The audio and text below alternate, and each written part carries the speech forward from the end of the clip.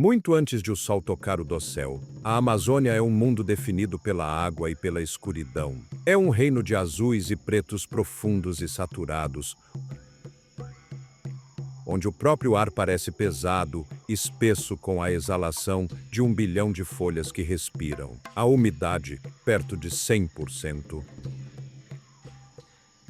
adere a cada superfície, condensando-se nas vastas e cerosas folhas de filodendros e pingando com um ritmo lento e percussivo, que é o batimento cardíaco em repouso da floresta. O cheiro é de reciclagem profunda e perpétua. O forte sabor da terra úmida, o rico almíscar da decomposição e o perfume fraco e doce das orquídeas que florescem à noite. No chão da floresta, um universo de atividades está chegando ao fim. Uma tarântula Goliath birdeater, do tamanho de um prato de jantar, retira-se para sua toca forrada de seda, sua noite de emboscar pequenos vertebrados terminada.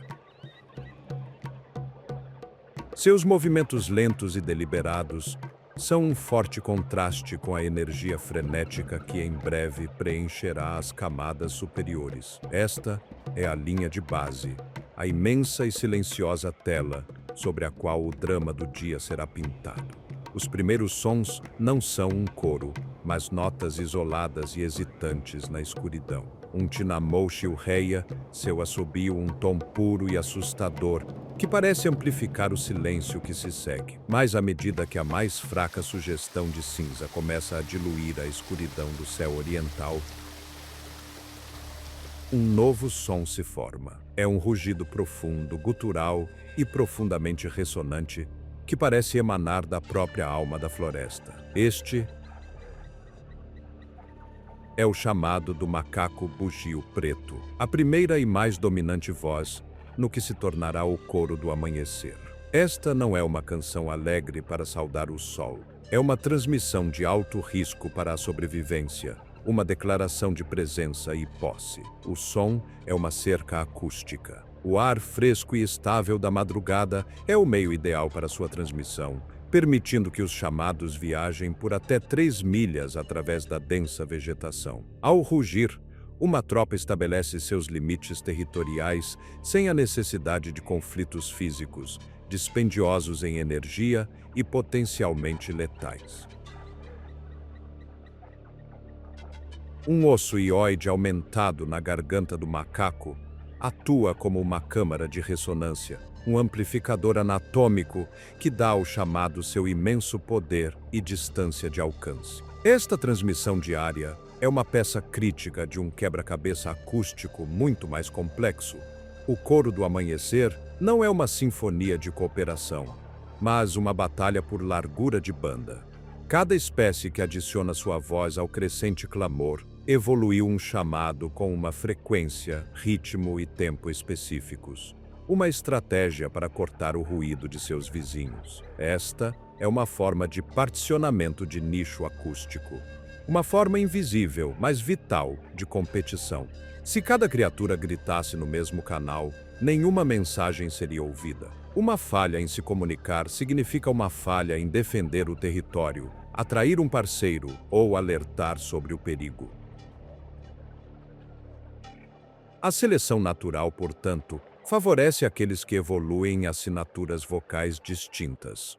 O rugido do macaco búgio é uma obra-prima desta corrida armamentista evolutiva. Sua frequência excepcionalmente baixa não é apenas para volume, é estrategicamente projetada para ocupar um espectro sonoro que os chamados de tom mais alto de pássaros e mamíferos menores não podem facilmente mascarar. É uma nota grave que sustenta todo o coro, um sinal tão dominante que não pode ser ignorado. Então, como você vence uma disputa de gritos no lugar mais barulhento da Terra? Você não grita mais alto. Você encontra uma frequência que ninguém mais está usando. A genialidade do macaco bugio é que ele transmite no canal dos graves. Seu rugido profundo e estrondoso viaja por milhas, logo abaixo dos chamados de tom mais alto dos pássaros, garantindo que sua mensagem territorial seja sempre ouvida. É uma estratégia acústica brilhante. O búgio vence a guerra acústica da manhã não apenas por ser barulhento, mas por ser diferente. À medida que a luz cinzenta se fortalece em um dourado suave e difuso, filtrando-se pelas densas camadas do dossel, um tipo diferente de despertar acontece. Este não é o anúncio singular e explosivo de um macaco búgio, mas um despertar muito mais sutil e comunitário. No alto dos galhos, uma tropa de macacos-aranha de cabeça preta começa a se mexer, suas formas escuras silhuetadas contra o céu que clareia. O processo é gradual, uma transição lenta das aglomeradas e adormecidas bolas de pelo que formam para o calor e a segurança para seres individuais e sencientes. O primeiro passo é social, uma reafirmação dos laços intrincados que mantém sua sociedade unida através de meticulosas sessões de catação de piolhos. Os dedos habilmente vasculham o pelo preto e áspero, removendo parasitas e detritos, mas a função desse ritual é mais profunda do que a mera higiene. É uma moeda social complexa, fortalecendo as hierarquias que governam a tropa, apaziguando membros dominantes e acalmando tensões após a vulnerabilidade compartilhada de uma noite passada no alto do dossel. Essa intimidade silenciosa é a cola que mantém sua sociedade unida, reforçando as alianças que são críticas para a defesa do grupo e para o desafio colaborativo de encontrar sustento no vasto mundo verde. Uma vez que essas obrigações sociais são cumpridas, o trabalho real do dia começa. A tropa, que pode ter até 35 indivíduos, não se move como uma única e pesada unidade. Em vez disso, ela opera em um sofisticado modelo de fissão-fusão, dividindo-se em subgrupos de forrageamento menores e mais eficientes que se espalharão durante o dia e se reunirão em uma árvore de dormir designada à noite. A decisão de sair é tipicamente iniciada por uma matriarca experiente. Sua liderança não é de força, mas de conhecimento. Ela se baseia em um sofisticado mapa mental de um vasto território, uma biblioteca cartográfica de memória transmitida por gerações. Este mapa cognitivo é uma maravilha da inteligência animal, abrangendo milhares de árvores individuais em muitas milhas quadradas, suas espécies, suas estações de frutificação típicas e sua localização em relação a outras. A decisão de qual direção seguir a cada manhã é talvez o cálculo mais crítico que a matriarca faz. Um algoritmo complexo que equilibra o custo de energia da viagem com a recompensa calórica potencial de uma figueira ou árvore de frutas maduras. Sua jornada é uma exibição de tirar o fôlego de habilidade acrobática. Seu principal modo de locomoção, chamado de braquiação, é a forma mais pura de locomoção de braço. Eles são passageiros nas altas rodovias da floresta, usando seus membros longos e esguios e uma cauda preensil extraordinariamente versátil para se mover com uma graça fluida, semelhante a um pêndulo. Suas articulações dos ombros têm uma amplitude de movimento que excede até mesmo a dos humanos, permitindo este poderoso e eficiente método de voo através das árvores. A cauda não é apenas um auxílio de equilíbrio, é um quinto membro, um apêndice sensível e agarrador com uma almofada sem pelos, semelhante a uma impressão digital na ponta para melhorar a aderência. É capaz de suportar o peso corporal inteiro do macaco, agindo como uma âncora e uma linha de segurança em seu mundo perigoso.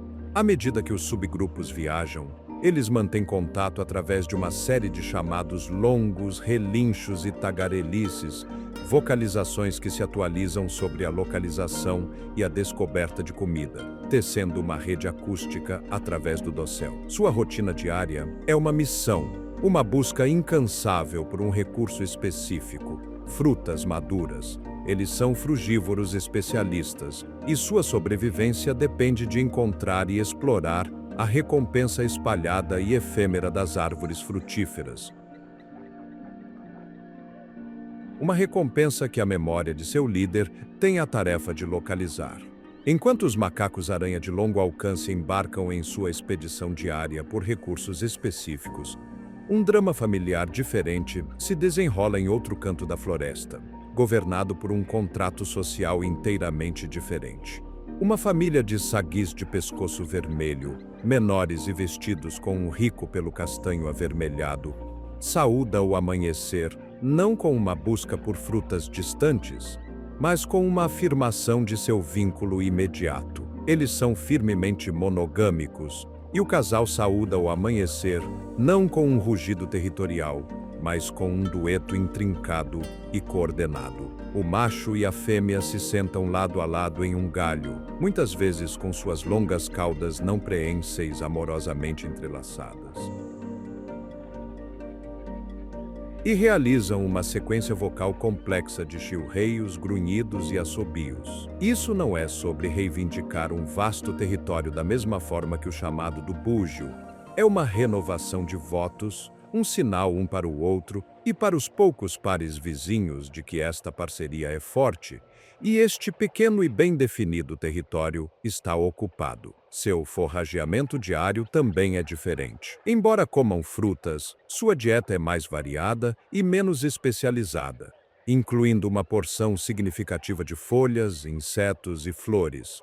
Eles não viajam as grandes distâncias dos macacos-aranha, mas, em vez disso, conduzem uma busca meticulosa e localizada dentro de sua pequena e ferozmente defendida área de vida. Sua rotina é de estabilidade doméstica e intensa parceria, um contraste pungente com o dinamismo social complexo e de longo alcance dos macacos-aranha. E se eu lhe dissesse que a ferramenta mais importante para um macaco-aranha não são suas mãos ou pés, mas um mapa que ele carrega inteiramente em sua cabeça? A matriarca está navegando em uma biblioteca mental que contém milhares de árvores, seus cronogramas de frutificação e as rotas mais seguras entre elas. Sua jornada diária não é apenas instinto, é um ato impressionante de memória e planejamento complexo e inteligente. Esses estilos de vida de primatas distintos, da sociedade nômade do macaco-aranha à família nuclear do sagui de pescoço vermelho, são apenas dois fios em um sistema vasto e interconectado. A floresta amazônica não é meramente uma coleção estática de árvores, mas uma metrópole de vida vibrante e em expansão. Uma entidade dinâmica onde o ritmo diário de cada habitante contribui para o todo. Do dossel mais alto banhado pelo sol aos leitos de rios escuros e ricos em nutrientes, a floresta é uma tapeçaria complexa, tecida a partir das incontáveis rotinas instintivas de seus residentes. Esses ciclos diários de forrageamento, caça, descanso e reprodução, muitas vezes invisíveis e inaudíveis para observadores humanos, são os próprios motores de sua criação e regeneração, moldando o ecossistema de maneiras profundas e contínuas. As consequências desses deslocamentos diários, por exemplo, se estendem muito além da sobrevivência dos próprios macacos. Os macacos-aranha, em sua busca incansável por frutas, servem como os arquitetos quintessenciais da floresta. Enquanto esses primatas diurnos viajam milhas pelo dossel pela manhã e à tarde, eles consomem vastas quantidades de frutas, engolindo sementes inteiras. Mais tarde, muitas vezes, a milhas da árvore-mãe, essas sementes são depositadas no chão da floresta, envoltas em uma embalagem perfeita de fertilizante natural. Este ato aparentemente simples os torna um dos dispersores de sementes mais eficazes e importantes em todo o ecossistema. Eles são os verdadeiros jardineiros da Amazônia. A rotina diária de uma única tropa de macacos-aranha é um ato de criação em grande escala. Suas escolhas alimentares e padrões de viagem influenciam diretamente a futura composição e diversidade genética da floresta. Ao transportar sementes para longe, eles evitam o superpovoamento e a competição sob a árvore-mãe, reduzem a probabilidade de as sementes serem destruídas por patógenos ou predadores que se aglomeram lá e permitem que as espécies de plantas colonizem novos territórios, garantindo a resiliência e a constante renovação da floresta. Eles não estão sozinhos neste papel monumental. Quando a escuridão cai e os macacos se instalam em suas árvores de dormir, um jardineiro diferente começa seu turno no chão da floresta. Sob o manto da noite, a solitária anta de Baird, uma criatura que parece uma relíquia de uma era pré-histórica, desempenha uma função semelhante. Este grande herbívoro noturno, pesando até 700 libras, vagueia por seu território ao longo de caminhos bem desgastados, usando sua probóscide flexível para procurar folhas e consumir frutas caídas. Seu sistema digestivo é gentil com as sementes. E enquanto viaja por grandes distâncias, ele também as dispersa, agindo como outro agente crucial, embora mais terrestre, da regeneração da floresta. Enquanto esta megafauna planta a futura floresta, as aparentemente incansáveis formigas cortadeiras atuam como seus principais decompositores e engenheiros civis. Emergindo de seus ninhos subterrâneos ao anoitecer, vastas colunas de operárias marcham para colher folhagem fresca. Elas não comem as próprias folhas, mas carregam os fragmentos em forma de crescente de volta para sua cidade, que pode abrigar milhões de indivíduos. Nas profundezas do subsolo, elas mastigam as folhas em uma polpa para cultivar uma espécie específica de fungo, sua única fonte de alimento. Este processo agrícola incansável areja o solo em escala industrial e é um motor primário da ciclagem de nutrientes, decompondo a matéria orgânica e garantindo que a terra permaneça fértil para as próprias árvores que os macacos e as antas plantam. Todos pensam que estas formigas estão comendo folhas, mas e se eu lhe dissesse que elas são, na verdade, as agricultoras mais sofisticadas da Amazônia? Elas não estão comendo as folhas de jeito nenhum. Elas as estão carregando para debaixo da terra para fazer composto, cultivando uma única e especializada espécie de fungo em câmaras com controle de clima. Elas não são apenas insetos. Elas são fazendeiras de cogumelos em tempo integral e em escala industrial. Este delicado equilíbrio de criação e cultivo é, ele mesmo, regulado por uma hierarquia de predadores cujas rotinas são tão vitais para a saúde do ecossistema. À medida que o anoitecer se aprofunda, borrando as bordas das árvores, o predador de topo da floresta, a onça-pintada, começa sua patrulha crepuscular. Ela se move com uma graça silenciosa e deliberada ao longo das margens dos rios e trilhas da floresta.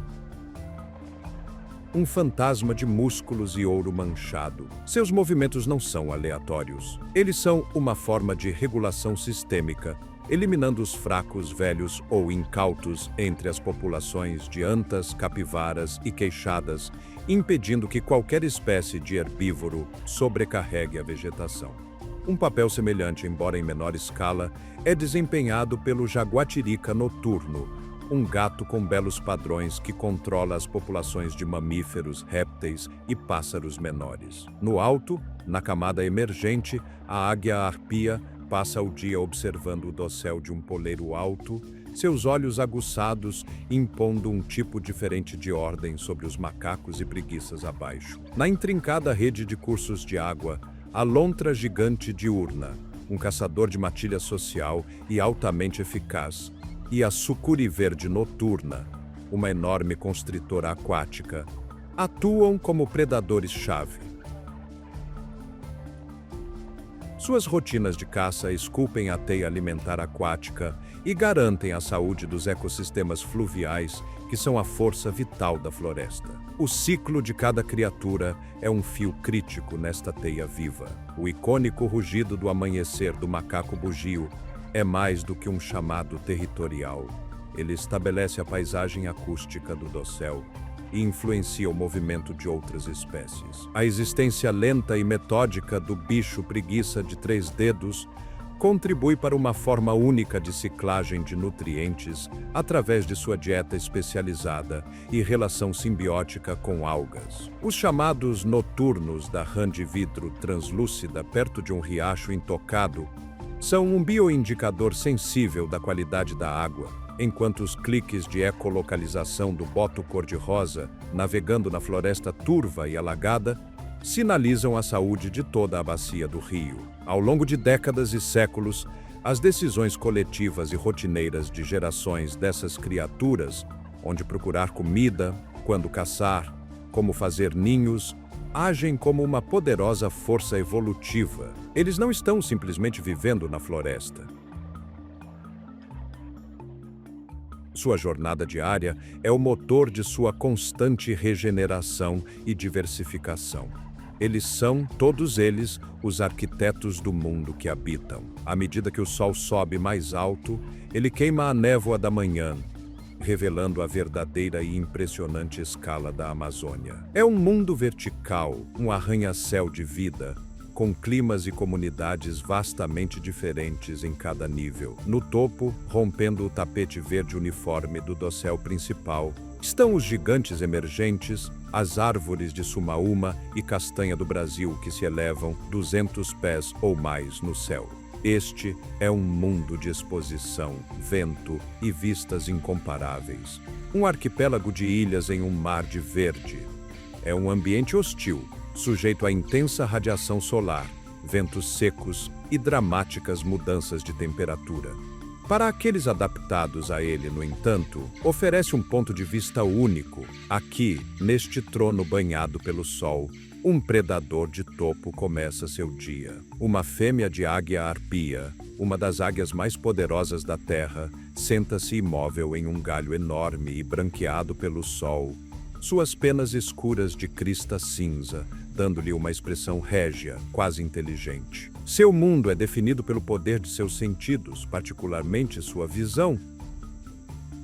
Uma maravilha biológica 8 vezes mais poderosa que a de um humano. Seus grandes olhos voltados para a frente são capazes de perceber o mais leve tremor de uma folha ou a sutil mudança de textura que denuncia uma preguiça camuflada a mais de 1 milha de distância. Sua rotina diária é uma aula magistral de conservação de energia, uma estratégia aprimorada para os desafios únicos de caçar em um ambiente denso e tridimensional. Ela não plana e circula como as águias das planícies abertas. O dossel denso torna tal estratégia ineficiente e perigosa.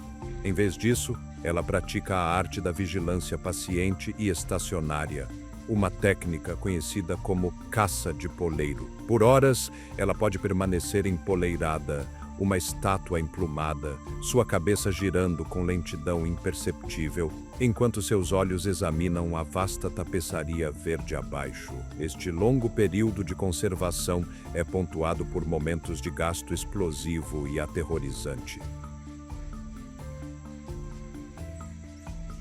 Quando um alvo é identificado, uma preguiça movendo-se ao longo de um galho, um grupo de macacos prego momentaneamente distraído, a caça é um ato de violência controlada. Lançando-se de seu poleiro, ela mergulha através do dossel, suas asas largas e arredondadas navegando habilmente no labirinto de galhos a velocidades de até 50 milhas por hora. O ataque não é uma perseguição, mas um ataque súbito e decisivo. Suas garras, do tamanho das garras de um urso pardo, atingem a presa com uma força esmagadora de mais de 500 libras por polegada quadrada.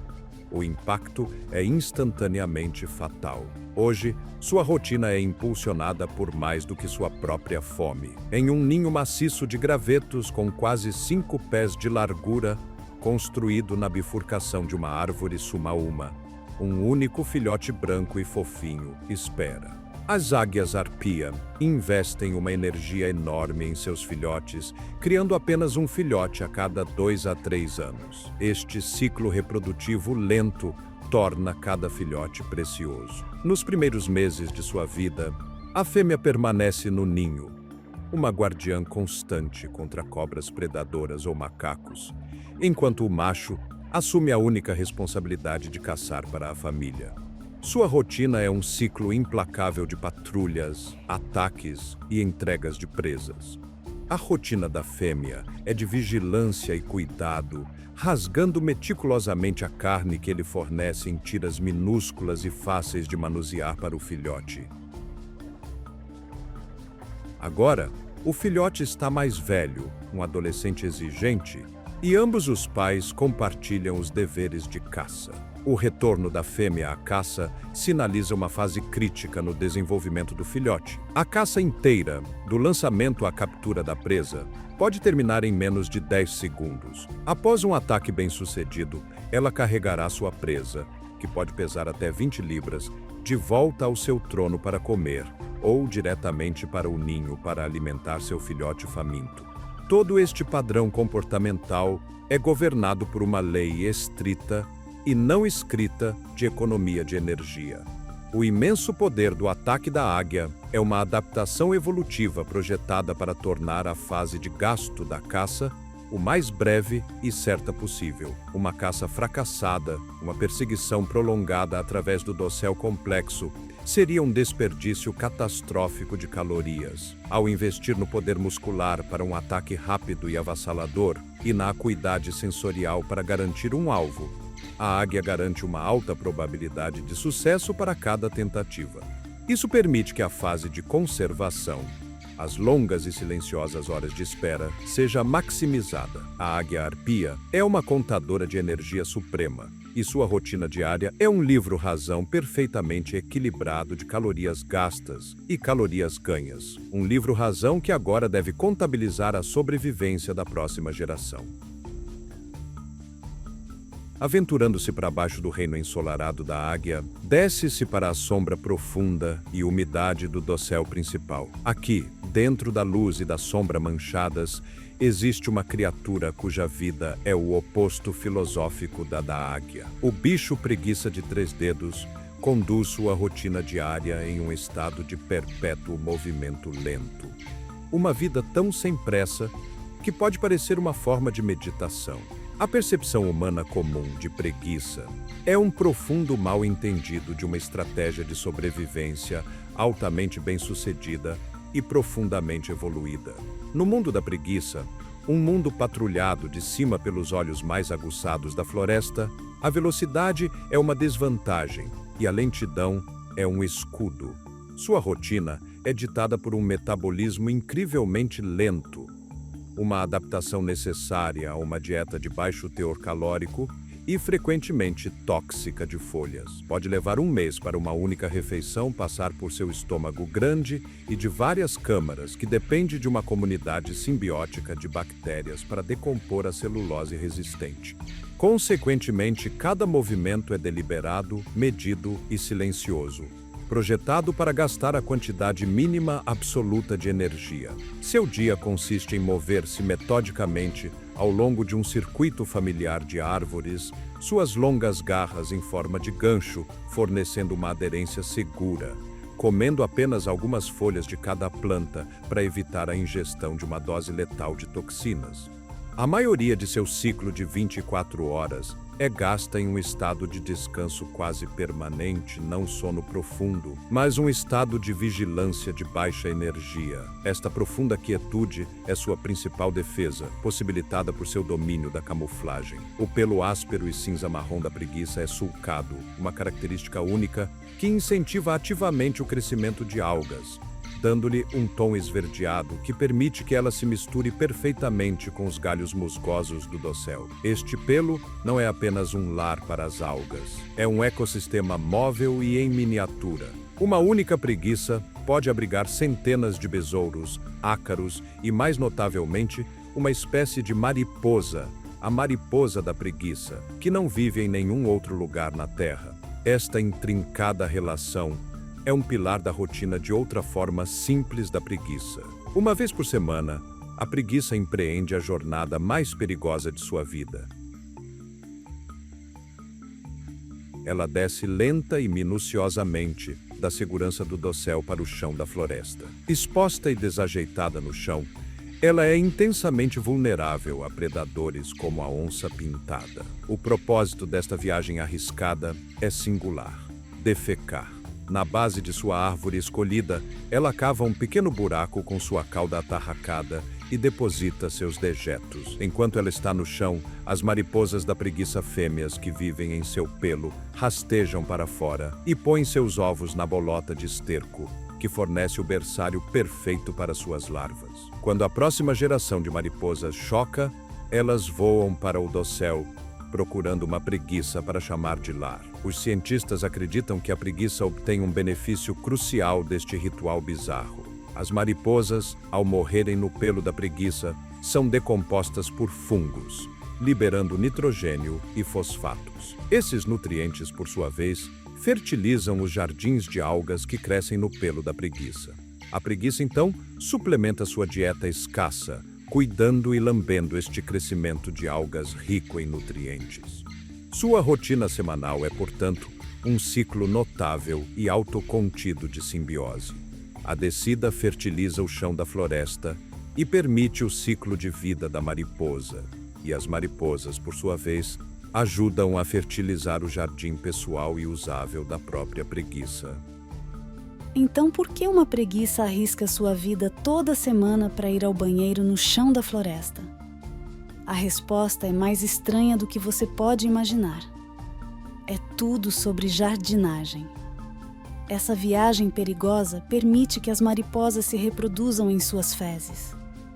As mariposas então vivem em seu pelo e, quando morrem, fertilizam as algas que crescem ali. A preguiça então come as algas. É uma fazenda vestível, completamente autossustentável. A vida da águia e da preguiça, predador e presa, estão intrinsecamente ligadas. Uma não pode ser totalmente compreendida sem a outra.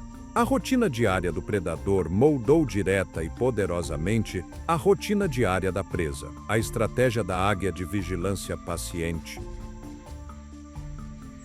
e baseada na visão a partir de um ponto fixo, criou uma intensa pressão evolutiva contra o movimento rápido ou conspícuo no dossel. Ao longo de milênios, qualquer animal que se movesse de forma rápida e descuidada era imediatamente visível e rapidamente eliminado do conjunto de genes. A resposta evolutiva da preguiça foi tomar o caminho oposto, desacelerar toda a sua biologia, trocar a velocidade pelo sigilo, para se tornar, na verdade, parte da paisagem. Sua taxa metabólica, seu sistema digestivo, sua musculatura única e seu comportamento, até mesmo seu bizarro e perigoso ritual de banheiro semanal, são todos parte de uma única e unificada resposta à pergunta existencial colocada pelo olhar da águia. A vigilância paciente do predador é correspondida pela quietude paciente da presa. Suas vidas diárias são dois lados da mesma moeda coevolutiva.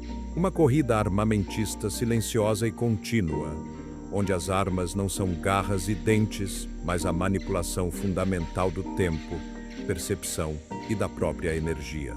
À medida que o sol sobe implacavelmente ao seu zênite, diretamente acima, uma quietude profunda e pesada desce sobre a floresta, como se o mundo inteiro estivesse prendendo a respiração. O ar vibrante da manhã, cheio de um coro de chamados e o farfalhar de movimento, torna-se espesso, úmido e opressor. O coro do amanhecer há muito tempo se desvaneceu em uma memória distante, substituído pelo zumbido elétrico, monótono e de alta frequência, de incontáveis cigarras, um som tão onipresente que parece a própria vibração do calor.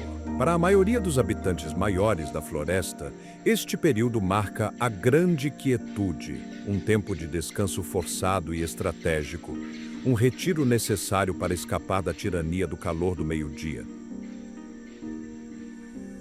que pode tornar o esforço não apenas ineficiente, mas perigoso. Nas profundezas de um emaranhado quase impenetrável, de videiras perto das margens frescas e sombreadas de um riacho de movimento lento, uma onça pintada se deita.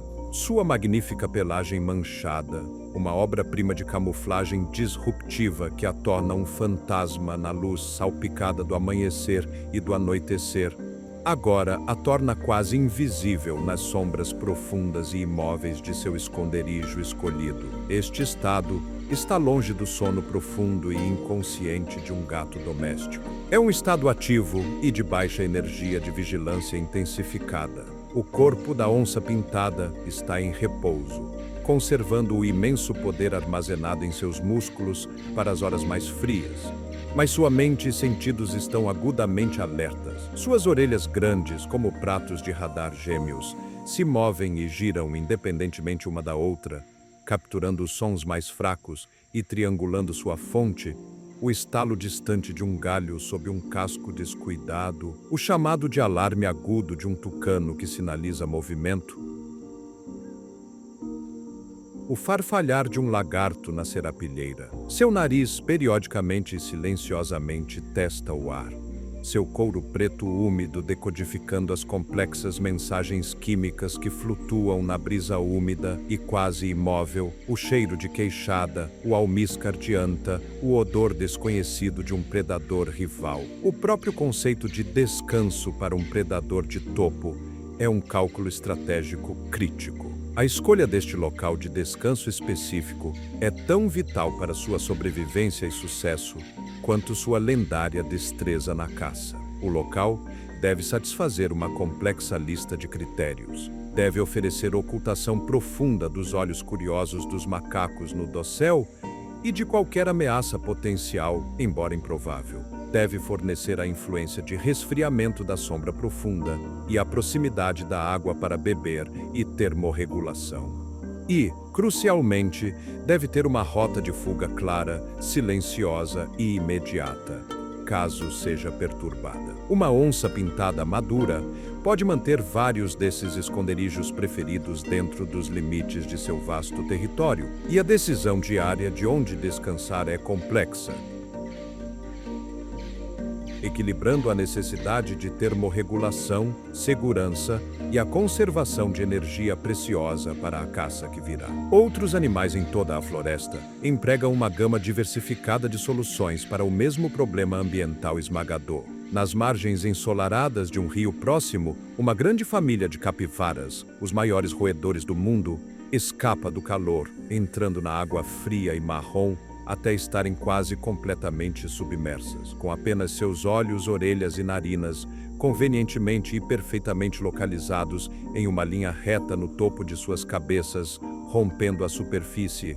Elas parecem uma coleção de troncos flutuantes. Esta engenhosa adaptação permite que elas permaneçam frescas e confortáveis, enquanto permanecem sempre vigilantes para o mesmo predador, agora descansando no matagal próximo, ou para a ameaça silenciosa que se esconde sob a superfície da água. Em um pântano lamacento e estagnado que faz fronteira com o rio, um tipo diferente de predador suporta o calor do meio-dia com uma paciência antiga.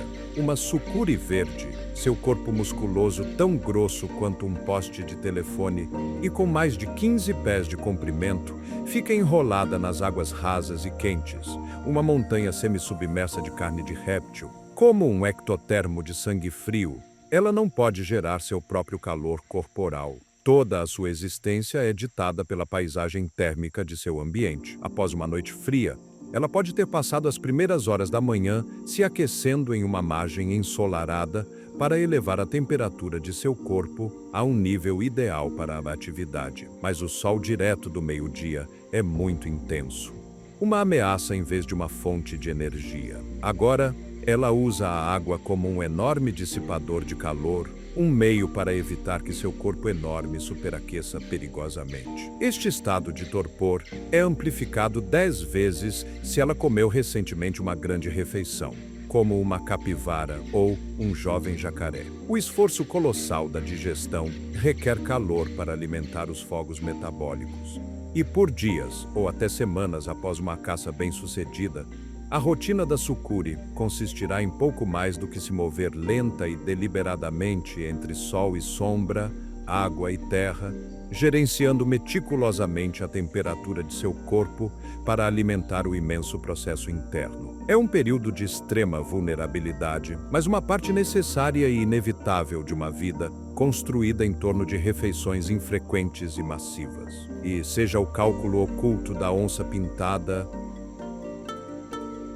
a imersão aquática inteligente da capivara ou a regulação térmica paciente da sucuri, a cesta do meio-dia não é um ato de lazer. É uma parte vital e inegociável da rotina diária para a sobrevivência, uma tática compartilhada para suportar as horas mais hostis e esgotantes do dia. Enquanto o chão da floresta e seus habitantes permanecem adormecidos no calor sufocante, os rios e lagos em forma de ferradura, as grandes artérias e capilares da Amazônia, pulsam com uma energia diferente e mais vibrante. Aqui, na água cintilante e ensolarada, uma família de lontras gigantes está no auge de sua atividade diária. Elegantes, poderosas e imensamente musculosas, estes animais, crescendo até quase 6 pés de comprimento, são perfeita e lindamente adaptados a este mundo aquático. Sua rotina diária é barulhenta, altamente social e implacavelmente energética. Um forte contraste com a natureza solitária e conservadora da onça pintada. A força das lontras, a sua própria chave para o sucesso, reside em seus números e em sua complexa e vocal cooperação. O período do meio-dia, quando o sol está alto e a visibilidade na água é a melhor, é o seu horário principal de caça. A família, um grupo unido que geralmente consiste em um casal reprodutor dominante e várias gerações de filhotes, trabalha como uma unidade perfeitamente coordenada. Eles se comunicam com um vocabulário rico e surpreendentemente complexo de assobios, chilreios, latidos e gritos penetrantes. Um fluxo constante de tagarelice que lhes permite executar estratégias de caça sofisticadas. Eles trabalham juntos para encurralar cardumes de peixes em águas rasas, onde são facilmente encurralados e capturados, suas poderosas mandíbulas fazendo um trabalho rápido com a presa escorregadia. Esta estratégia de caça social permite que eles enfrentem presas formidáveis que uma lontra solitária não ousaria desafiar, incluindo grandes bagres com armadura, piranhas agressivas e até mesmo jacarés pequenos. Seu sucesso é um resultado direto e inegável de sua coesão social. Enquanto alguns membros da família estão focados na caça, outros estão em serviço de guarda. A vigilância é uma responsabilidade compartilhada e constante. Sentinelas designadas farão periscópio, levantando suas cabeças e parte superior do corpo para fora da água. Seus olhos escuros e inteligentes examinando as margens do rio em busca de seu predador primário, a onça pintada, ou em busca da forma escura e ameaçadora de um jacaré-açu à espreita nos canais mais profundos. O centro de seu território e a âncora de sua rotina diária é uma toca, cavada profundamente na margem do rio com uma entrada submersa oculta, onde os filhotes são criados e toda a família descansa junta à noite, a salvo dos perigos da floresta. No canal principal do rio, onde a água é mais profunda, mais turva e carrega o limo dos Andes, outro mamífero sofisticado segue sua própria rotina antiga. O boto, ou golfinho do Rio Rosa, navega em um mundo de visibilidade quase nula, um reino de som e toque. Seus olhos são pequenos e não particularmente eficazes nas profundezas turvas. Em vez disso, ele percebe seus arredores através de um sonar biológico conhecido como ecolocalização. Ao emitir uma série rápida de cliques de alta frequência e interpretar os ecos de retorno com velocidade e precisão surpreendentes, ele constrói uma imagem acústica detalhada e tridimensional do leito do rio, de cardumes de peixes que passam e de obstáculos submersos como árvores caídas. Sua rotina é menos rigidamente estruturada do que a das lontras. Ele pode caçar sozinho ou em associações soltas e temporárias, suas vértebras do pescoço unicamente não fundidas, permitindo que ele vire a cabeça em um total de 90 graus para procurar peixes escondidos nas raízes emaranhadas das árvores à beira do rio.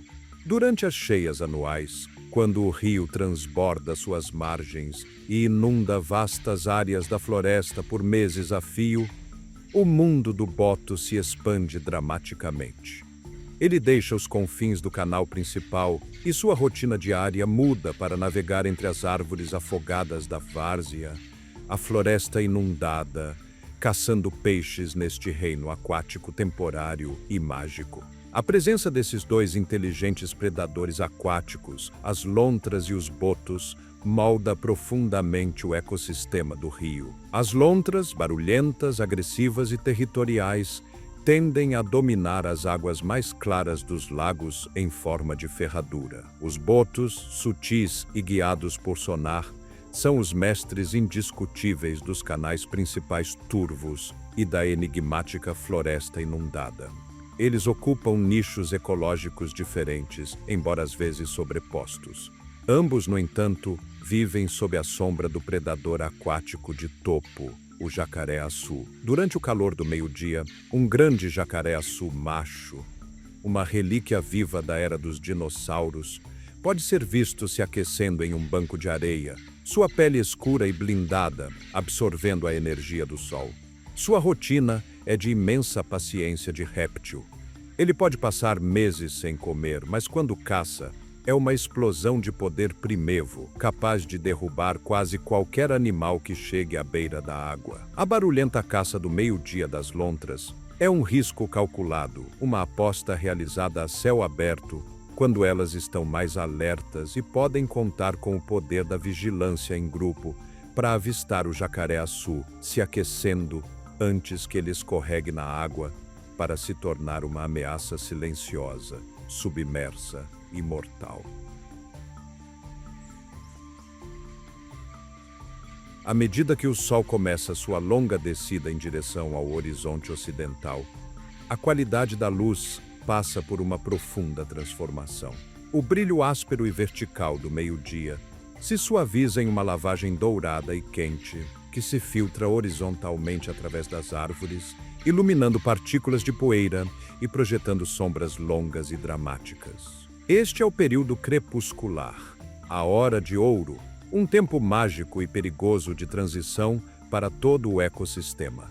A grande quietude do meio-dia é quebrada à medida que a floresta ressurge, com um segundo pico de atividade, clímax. Animais diurnos, aqueles ativos durante o dia, se envolvem em uma última, muitas vezes frenética, sessão de busca por alimento para completar suas reservas de energia antes que a incerteza e o perigo da longa noite desçam.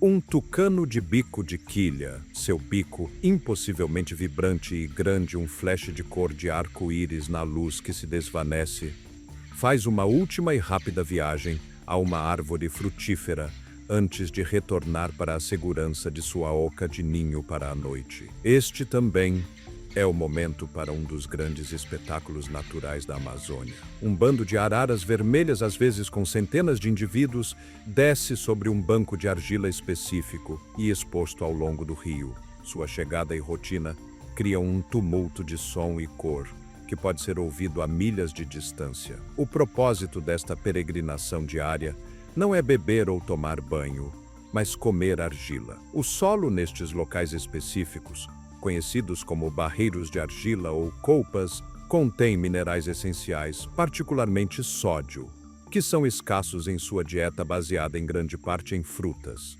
A argila também serve para neutralizar as toxinas que eles podem ter ingerido de frutas verdes ou sementes, agindo como um medicamento natural. Mas esta congregação vital é cheia de perigo. O banco de areia exposto os expõe a predadores como jaguatiricas ou águias, e o bando é uma entidade nervosa e cacofônica, com pássaros constantemente voando em uma explosão escarlate ao menor alarme percebido. Sua visita diária ao barreiro de argila é um elemento crítico, mas de alto risco, de sua estratégia de sobrevivência. Assim que as araras começam a se acomodar e o último tucano desaparece na segurança de sua oca, a grande troca começa para valer. O mundo do dia, um mundo de cores vibrantes e visão de longo alcance, recua, e o mundo da noite, um mundo de sombra, som e cheiro, desperta para tomar seu lugar. em um matagal sombrio no chão da floresta, os enormes e luminosos olhos de uma jaguatirica se abrem, refletindo o último da luz ambiente. Um primo menor, mais esbelto e elegantemente padronizado da onça pintada.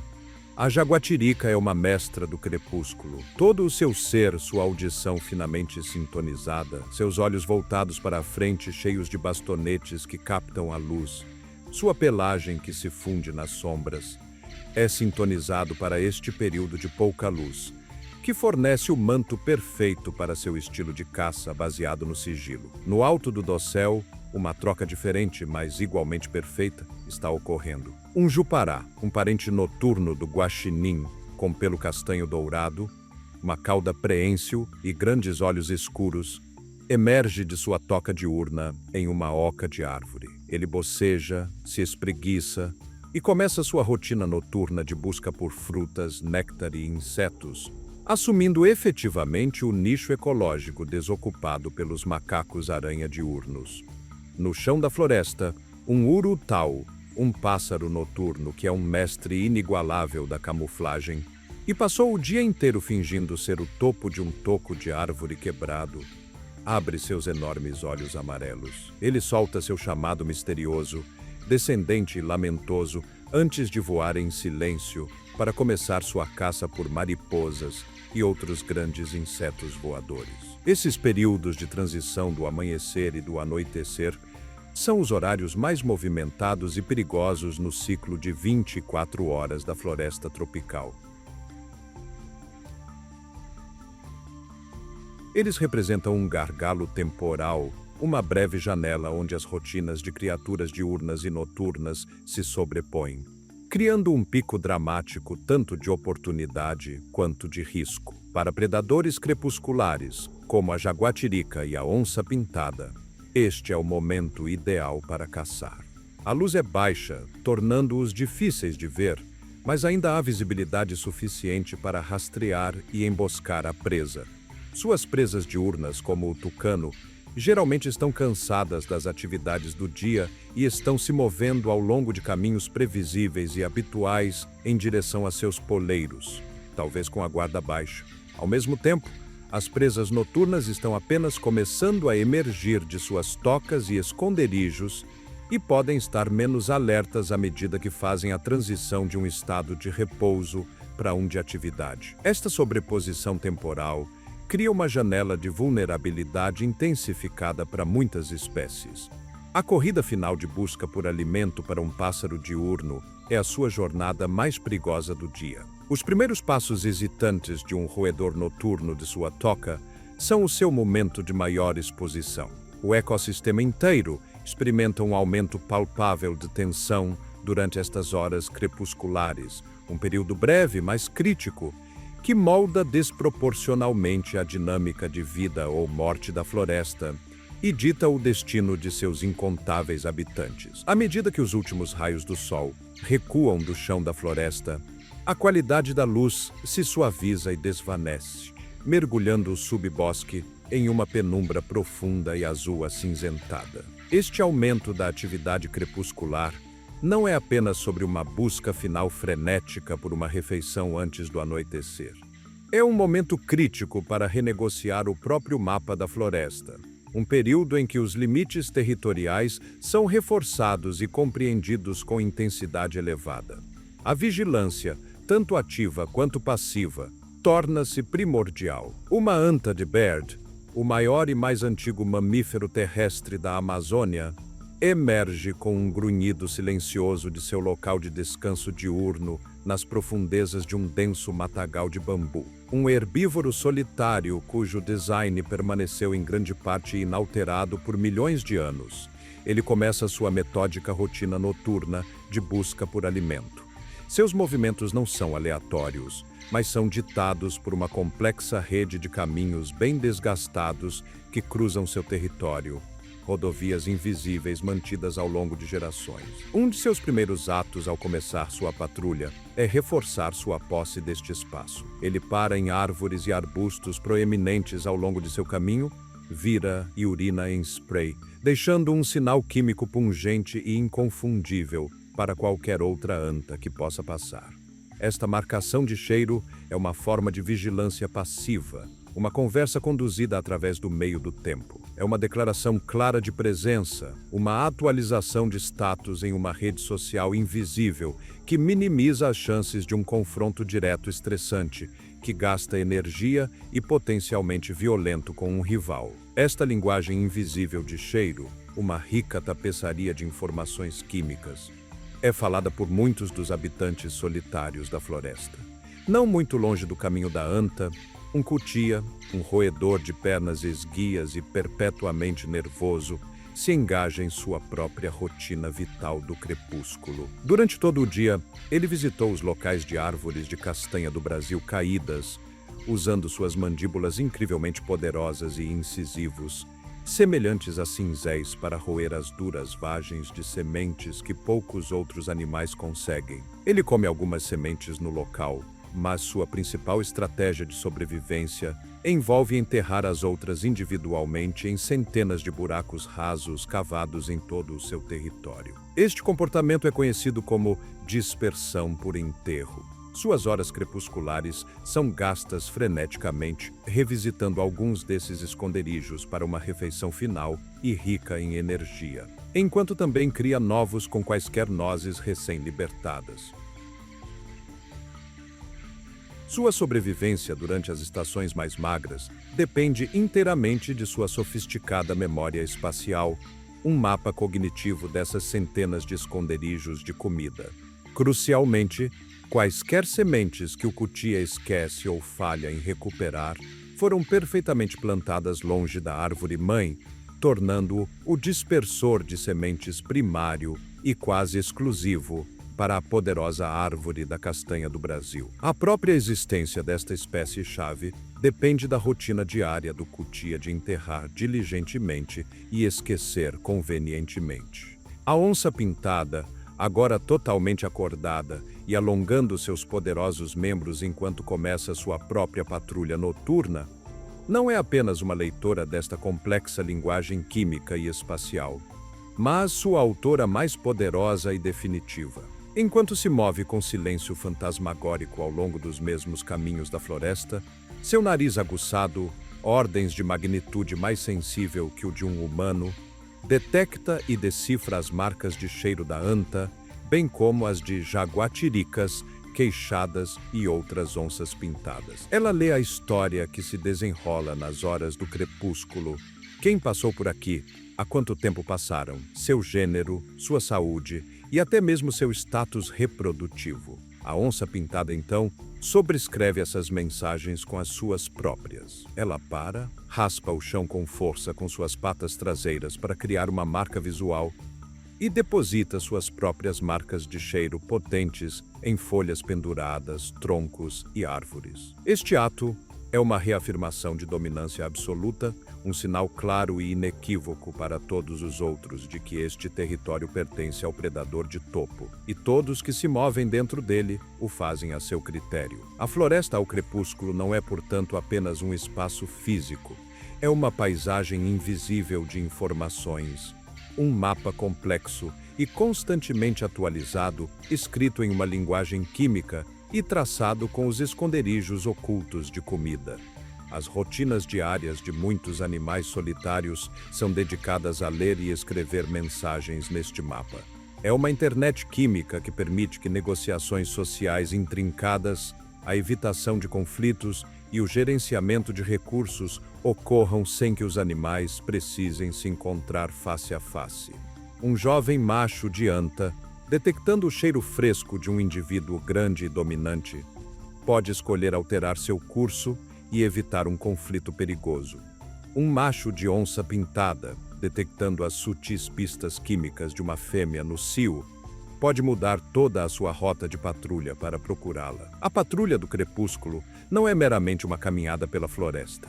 É o ato vital de verificar suas mensagens, atualizar seu status e transmitir suas intenções para toda a comunidade. Quando os últimos vestígios do crepúsculo finalmente se rendem à escuridão completa e profunda, a Amazônia se transforma em um mundo inteiramente novo. a paisagem sensorial muda dramaticamente. A visão, o sentido dominante das horas ensolaradas, cede seu trono aos sentidos mais antigos e íntimos do som e do cheiro. Este é um mundo de especialistas, criaturas primorosamente adaptadas ao longo de milênios para navegar, caçar e prosperar na ausência quase total de luz. Nós seguimos a jaguatirica enquanto ela começa sua caça para valer, um felino menor e mais ágil, cuja existência é definida pela sombra. A narrativa de sua patrulha é escrita em som, o fraco farfalhar de uma folha que não é causado pelo vento, o estalo forte e repentino de um galho sob o pé de um roedor invisível, o chilrear sonolento de um pássaro se acomodando em seu poleiro. Os grandes olhos da jaguatirica voltados para a frente são cheios de células de bastonetes que captam a luz e um tapete lúcido, uma camada reflexiva atrás da retina que lhe dá o característico brilho ocular e lhe concede uma visão noturna excepcional. Mas suas verdadeiras armas são suas orelhas grandes e em forma de concha que podem girar independentemente e sua paciência profunda e inabalável. Sua estratégia de caça é o oposto polar de um predador de perseguição como uma chita. É uma mestra consumada do sigilo e da emboscada. A jaguatirica pode passar 20 minutos ou mais sentada completamente imóvel, sua pelagem manchada, tornando-a um fantasma no subbosque, simplesmente ouvindo.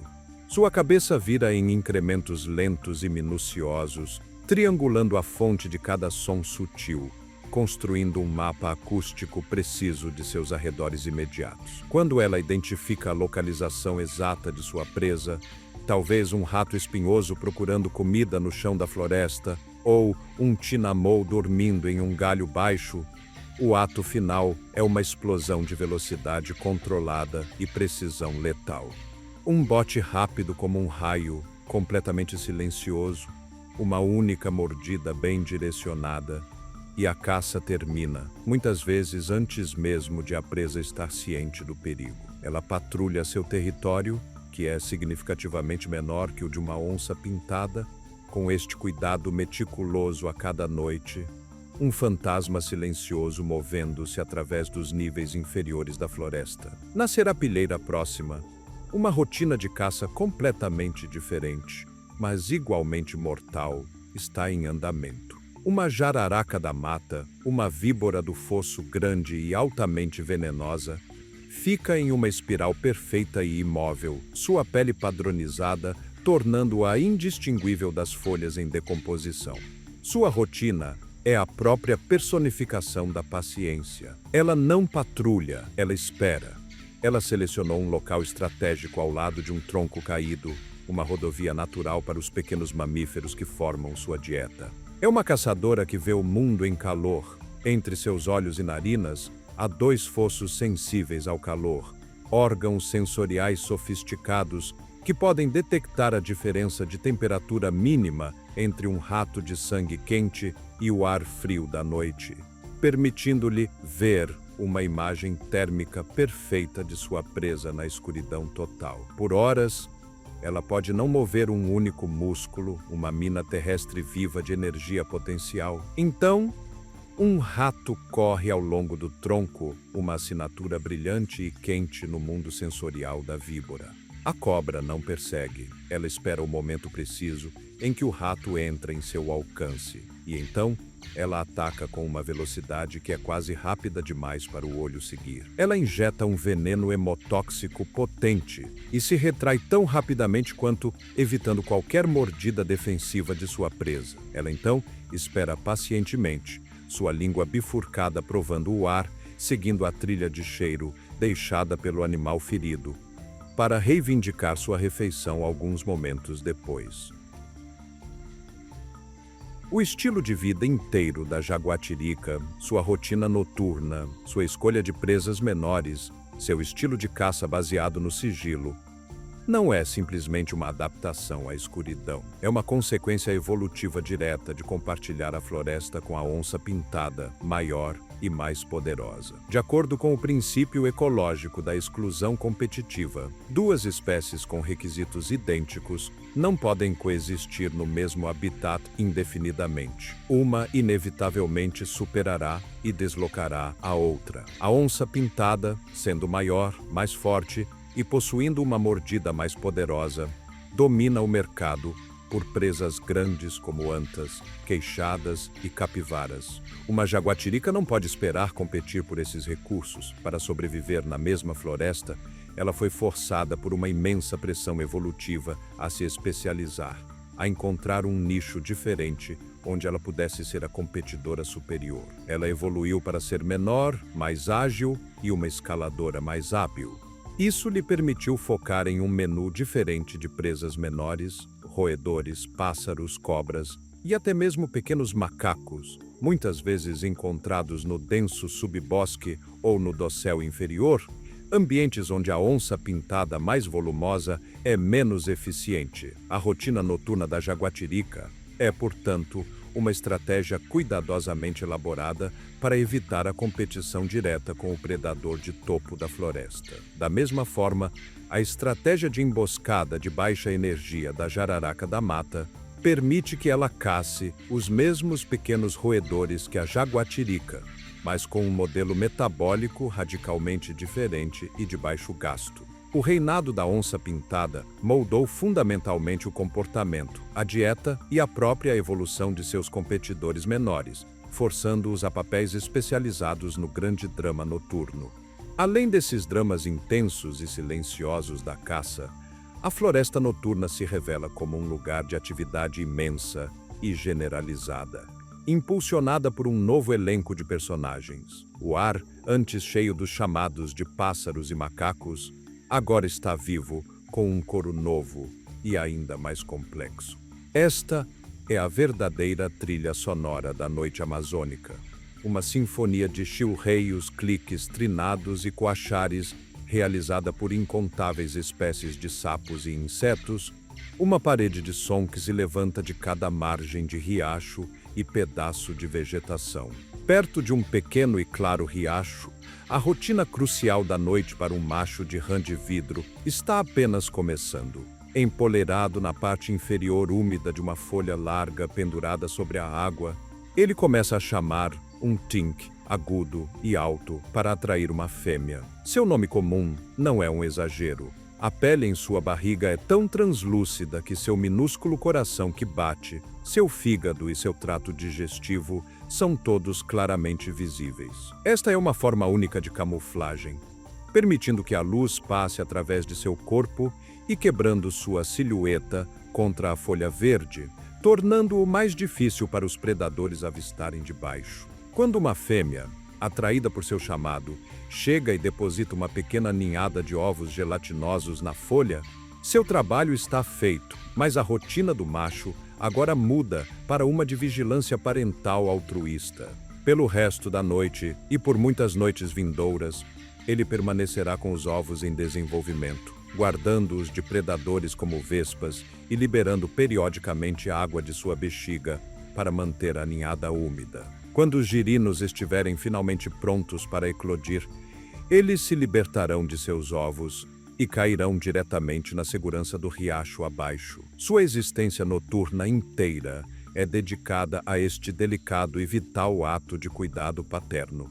Entre os jogadores mais vitais, mas muitas vezes esquecidos, neste mundo noturno estão as formigas cortadeiras. À medida que a escuridão fornece cobertura de muitos de seus predadores aviários e reptilianos, vastos e vivos rios desses insetos emergem de suas cidades subterrâneas. Eles são um superorganismo em movimento, uma única consciência unificada, distribuída entre milhões de corpos. Uma colônia madura pode conter até 8 milhões de indivíduos, e suas colunas de forrageamento marcham com propósito implacável ao longo de trilhas químicas bem estabelecidas que são acessórios permanentes no chão da floresta. Eles sobem em árvores e, com suas poderosas mandíbulas, cortam metodicamente seções em forma de crescente de folhas que eles então carregam como bandeiras verdes de volta para seu ninho. Eles não estão comendo as folhas, Eles são fazendeiros.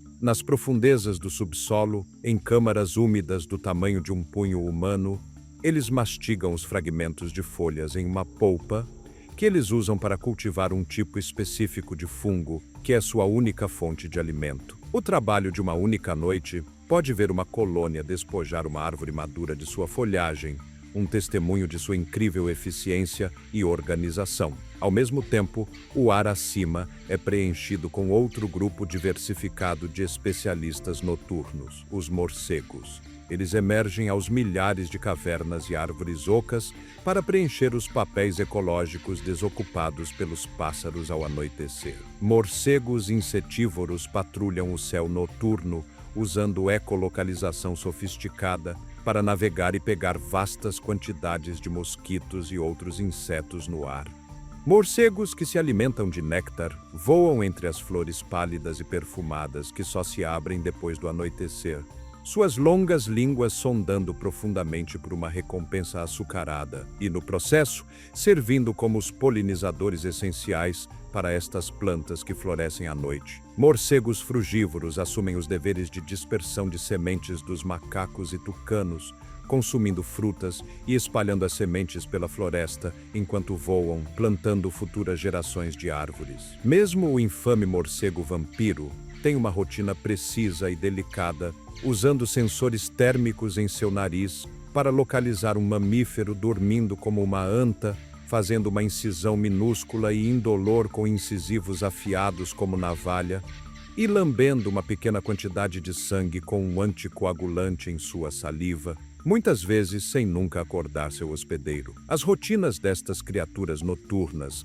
desde os sapos paternais perto do riacho, até as formigas fazendeiras no chão da floresta e a miríade de morcegos no céu, são os motores invisíveis que impulsionam os processos mais fundamentais da Amazônia. A floresta simplesmente deixaria de funcionar sem seu turno da noite. As formigas cortadeiras são os principais recicladores de nutrientes. Seus enormes ninhos subterrâneos arejam o solo e seus jardins de fungos são dos processadores mais significativos de biomassa vegetal em todo o ecossistema. Os morcegos são os jardineiros e controladores de pragas da noite, essenciais para a reprodução de incontáveis espécies de plantas e para a regulação das populações de insetos. Seu trabalho é menos dramaticamente visual do que a caça de uma onça pintada, mas no total é muito mais consequencial para a saúde a longo prazo, estabilidade e regeneração de toda a Amazônia. Eles são os incansáveis engenheiros do sistema, trabalhando diligentemente sob o manto da escuridão. À medida que a sinfonia noturna atinge seu crescendo, com o ar espesso com os chamados de sapos e a indústria implacável do turno da noite da floresta, uma mudança sutil começa a se desenrolar. O coro avassalador de insetos e anfíbios começa a falhar, sua intensidade diminuindo à medida que o ponto mais profundo da noite passa. Um silêncio profundo, diferente da quietude pesada do meio-dia, se instala sobre a floresta, um silêncio fresco, úmido e de antecipação. A jaguatirica, com sua caça bem-sucedida e sua barriga cheia, se dissolve de volta nas sombras, retirando-se para sua toca escondida, para esperar o dia que se aproxima. As últimas colunas de formigas cortadeiras, carregando as últimas bandeiras folhosas de sua colheita, desaparecem nas aberturas escuras de sua metrópole subterrânea. Por um breve período de transição, a floresta prende a respiração. No céu oriental, o preto impenetrável e salpicado de estrelas começa a se suavizar nas bordas, sangrando em um índigo profundo, o primeiro indício fraco, quase imperceptível, do amanhecer que se aproxima. E então, com a certeza do movimento planetário, começa de novo. Um único e assustador assobio semelhante a uma flauta de um tinamou solitário corta a penumbra do pré-amanhecer. Uma pergunta hesitante feita à escuridão. É respondida, momentos depois, não por outro pássaro, mas pelo rugido profundo, ressonante e estrondoso de uma tropa de macacos bugio, uma onda de som que varre o dossel, restabelecendo sua reivindicação territorial na luz nascente. O ciclo de 24 horas, uma engrenagem perfeitamente sincronizada de vida e morte, de atividade frenética e descanso estratégico, de som avassalador e silêncio profundo, está completo. O fim da noite é simplesmente o começo do dia, uma entrega perfeita de um conjunto de jogadores para o próximo. A rotina diária de cada criatura, desde o rastejar impossivelmente deliberado da preguiça até o mergulho explosivo da águia-arpia, desde a patrulha solitária da anta até a barulhenta caça familiar da lontra, é um único fio em uma tapeçaria infinitamente complexa e entrelaçada. Cada vida é moldada e restringida pelas rotinas de outras. Um delicado e dinâmico equilíbrio de competição, predação e codependência. Tudo refinado ao longo de milhões de anos de evolução implacável. Este intrincado ritmo diário é ele mesmo aninhado dentro de um ciclo muito maior, mais poderoso e mais transformador. O pulso anual do rio. Por 6 meses do ano, chuvas tropicais implacáveis nas cabeceiras andinas fazem com que os rios enchem com limo e água, transbordando suas margens e inundando milhões de acres de floresta. Esta é a estação das cheias. E para vastas áreas da Amazônia, a própria definição de chão da floresta desaparece sob 10 a 40 pés de água turva. Esta transformação sazonal não é um desastre, mas uma característica definidora do ecossistema, forçando uma alteração radical nas rotinas diárias de quase todas as criaturas. A onça-pintada e a anta são expulsas de seus territórios de várzea para as terras altas restantes, ou restingas, que se tornam ilhas temporárias. Esta migração forçada concentra predadores e presas em áreas menores e mais competitivas, aumentando dramaticamente a tensão e alterando as chances de sobrevivência. As formigas cortadeiras que vivem no solo devem sobreviver a este período seladas dentro de seus ninhos, contando com seus jardins de fungos armazenados. Mas para muitos outros, este é um tempo de imensa oportunidade. O mundo é virado de cabeça para baixo. Os botos cor-de-rosa, não mais restringidos pelas margens do rio, deixam os confins do canal principal e nadam graciosamente entre o topo das árvores da floresta afogada, a várzea. Eles são seguidos por enormes cardumes de peixes como o tambaqui, que se adaptaram para se alimentar das frutas e sementes que caem das árvores agora submersas. Neste reino aquático temporário, estes peixes se tornam os agentes primários de dispersão de sementes para plantas especializadas de várzea, que evoluíram para frutificar especificamente durante a cheia. A teia alimentar inteira é reconfigurada, com peixes que comem frutas assumindo o papel ecológico de macacos e pássaros. Então, à medida que as chuvas nas montanhas distantes diminuem, as grandes águas das cheias recuam lentamente. O chão da floresta reaparece, enriquecido e renovado por uma nova camada de sedimento de rio rico em nutrientes. Os peixes retornam aos rios, os animais terrestres se espalham mais uma vez, e suas rotinas diárias familiares são restabelecidas na terra recém-fertilizada. Este ciclo anual de cheia e recuo é o verdadeiro batimento cardíaco da Amazônia.